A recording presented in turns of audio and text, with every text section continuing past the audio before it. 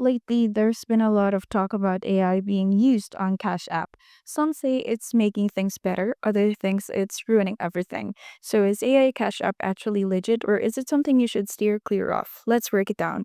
Quick disclaimer before we begin, everything in this video is based on publicly available information and personal opinion. Cash App has been around for a while, but with AI integrations and automated systems rolling in, some users feel like the experience has changed, and not always for the better. Because according to some posts on Reddit, there are concerns about AI messing up customer service and even causing account issues.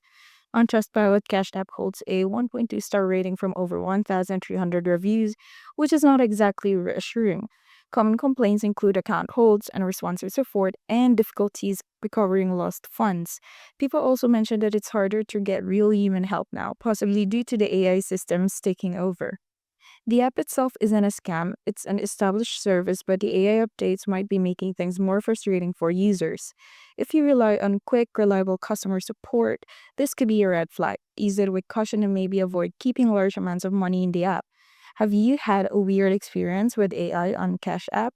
Drop your thoughts in the comments and don't forget to stay alert when using any financial tool online.